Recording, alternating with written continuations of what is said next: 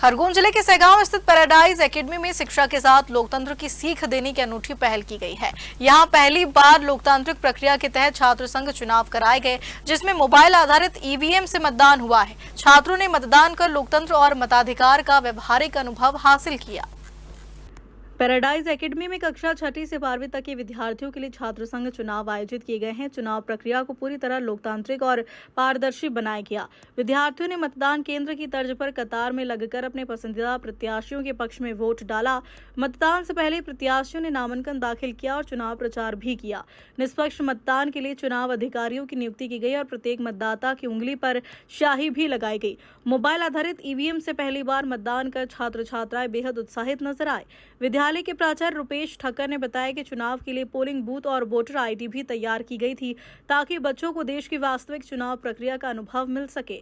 इस पहल का उद्देश्य विद्यार्थियों में बचपन से ही लोकतांत्रिक मूल्यों और मतदान के महत्व की समझ विकसित करना है। पैराडाइज एकेडमी हमेशा से ही बच्चों को एक नई चीज़ें सिखाने के लिए तत्पर रहती है। उसी दिशा में इस वर्ष छात्र संघ का चुनाव ईवीएम मशीन के द्वारा किस प्रकार से होता है, लोकतंत्र प्रणाली किस प्रकार से कार्य करती है, उसका एक ज्वलंत उदाहरण दिखाया गया है। साथ ही बच्चों को बताया गया है कि किस प्रकार से लोकतंत्र में चुनाव होते हैं, उसके बाद प्रधानमंत्री कैसे बनता है, कैसे राज्यसभा होती है, मतलब संसदीय प्रणाली को समझाने के लिए, और साथ ही साथ ईवीएम मशीनों का उपयोग किस प्रकार से किया जाता है सरकार द्वारा, उसका एक कार्य किया गया है। ये एक नई पहल आपके दिमाग में कैसे आई?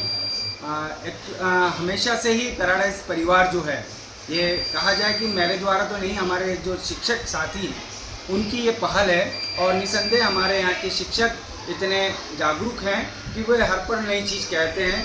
पिछली बार भी जैसे एक नया नवाचार किया गया था रसों को लेकर के, इस बार उनकी द्वारा यह कार्य किया गया है कि किस प्रकार से हम चुनाव प्रणाली सिखाएं, या उनका नवाचार है। उसके लिए मैं हमारे पैराडाइज परिवार के स्टाफ को बहुत बहुत बधाई देना चाहता हूँ। क्या नाम लिखता है?